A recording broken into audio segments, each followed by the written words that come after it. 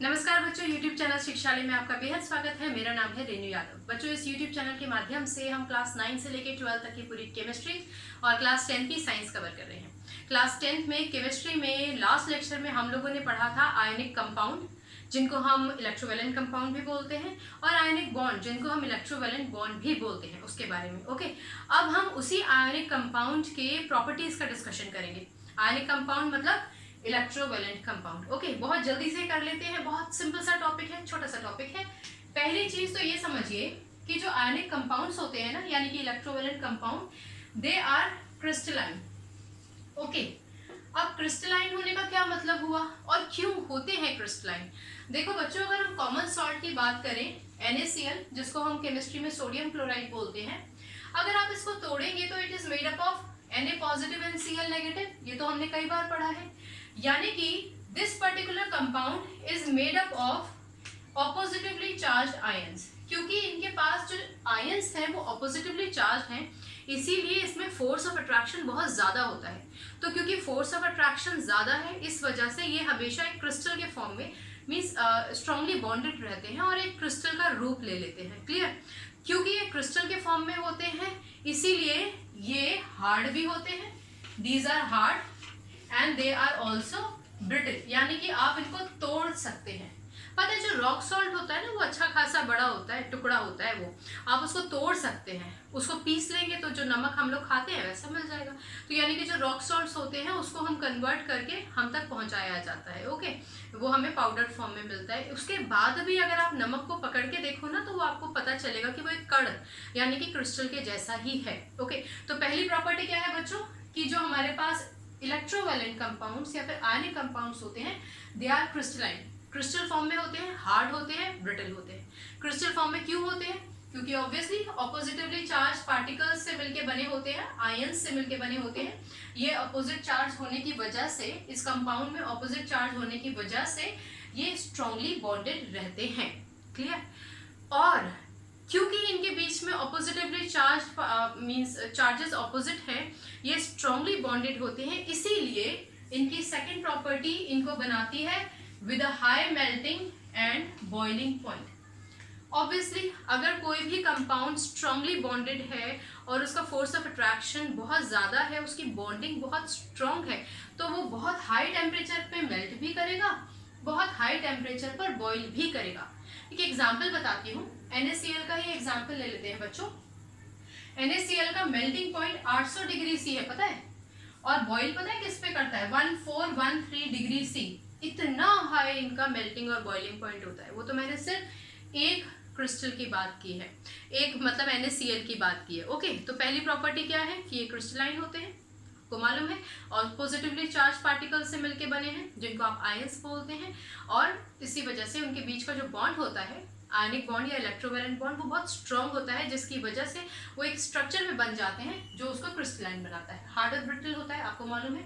Second point, क्योंकि structure crystal है, strong bond है, इसीलिए मेल्टिंग पॉइंट और बॉइलिंग पॉइंट हाई होगा। ठीक है, इतनी बात आपको समझ में आ गई। अब हम आगे बढ़ते हैं, हम बात करेंगे अपनी तीसरी प्रॉपर्टी की। ये मिटा देती हूँ मैं बच्चों।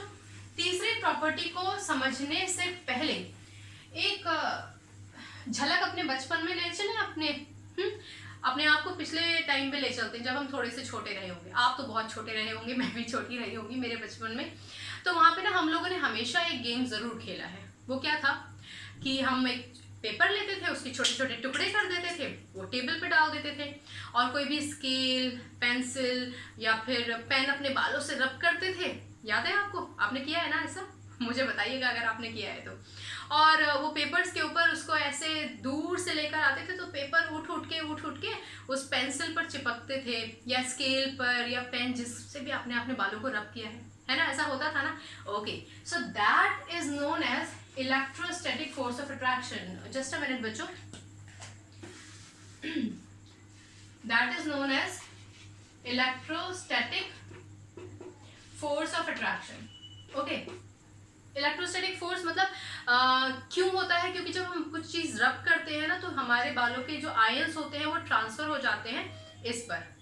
ऐसे ही सोडियम क्या करता है? सोडियम अपना एक इलेक्ट्रॉन, ओके, सोडियम अपना एक 5, जस्ट अ मिनट बच्चों। सोडियम अपना एक इलेक्ट्रॉन, एक मिनट रुको, मुझे लगता है बोर्ड गीला रह गया है, नहीं तो मार्कर्स ऐसा भी नहीं करते हैं। ऑलराइट, चलो सोडियम क्या करता है, वो अपना एक इलेक्ट्रॉन दे देगा क्लोरीन को, जिसकी वजह से इस पे पॉजिटिव और इस पे नेगेटिव चार्ज आ जाएगा।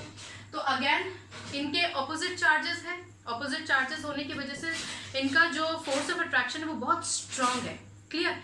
इसीलिए ये क्या करते हैं कि नॉर्मली अगर आप नमक है ना, नमक जो आपके घर में होता है, अगर आप उसमें से इलेक्ट्रिसिटी पास करें ना तो it will not conduct electricity. लेकिन अगर आप नमक को पानी में घोल दें, NaCl को अगर आप पानी में घोल दें, then it will conduct electricity. क्यों?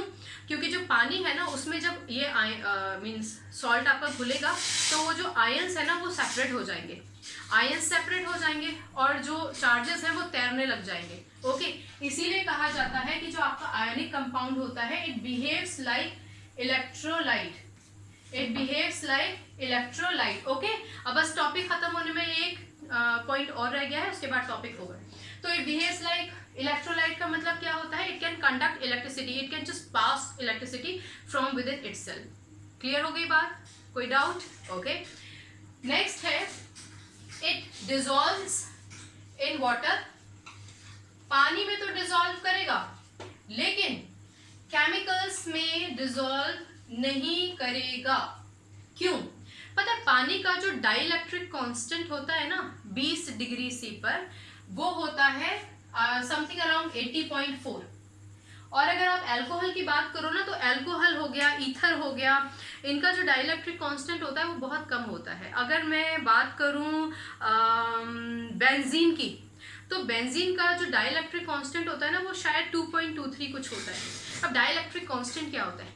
डाइइलेक्ट्रिक कांस्टेंट का मतलब होता है कि ability of a substance to insulate the charges. यानी कि अगर आप NaCl को पानी में डाल देते हो तो पानी इसके चार्जेस को इंसुलेट कर देता है। ओके, क्योंकि वो उसको इंसुलेट कर देता है इसीलिए ये पानी में अच्छे से घुल जाते हैं। जबकि अगर आप इसी NaCl को अल्कोहल में घोलते हैं, अल्कोहल जो एक केमिकल है, अल्कोहल ले लीजिए, बेंजीन ले लीजिए, CCl4 मतलब कार्बन टेट्राक्लोराइड ले लीजिए, CS2 या दैट मीन्स कार्बन डाइसल्फाइड ले लीजिए, तो इनके डाइइलेक्ट्रिक कांस्टेंट मैंने अभी आपको बताया ना बहुत कम होते हैं। ओके, क्योंकि इनका डाइइलेक्ट्रिक कांस्टेंट बहुत कम होता है, जैसे मैंने अभी आपको एक एग्जाम्पल बताया, किसी का 2.23, किसी का 2.63, किसी का 9 पॉइंट समथिंग।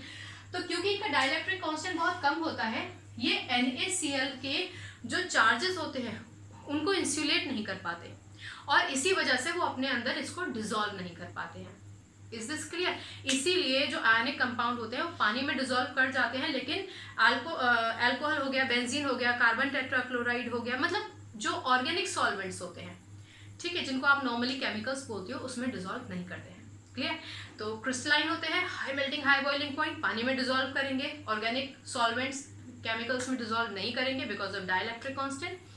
और हमने एक और पॉइंट पढ़ा कि पानी में डिसॉल्व करोगे it will conduct electricity, because जो इलेक्ट्रोस्टैटिक फोर्स ऑफ अट्रैक्शन है वो पानी उसको ब्रेक कर देता है, चार्जेस को सेपरेट कर देता है, चार्जेस फ्री हो जाते हैं and then they are free to move, and because of this it behaves like a electrolyte. Ionic compound behave like an electrolyte when dissolved in water या फिर when melted. क्लियर? छोटा सा session था, अगर आपको कोई डाउट हो तो पूछिएगा। ये रही हमारे सारी physical properties of an ionic compound जो आपके सिलेबस में आती है। ठीक है, चलिए अगली बार मिलने तक अपना ख्याल रखिए, खुश रहिए, डाउट्स पूछते रहिए, केमिस्ट्री से अपनी केमिस्ट्री बहुत अच्छी बनाइए। Take a good care of yours, God bless you, bye bye.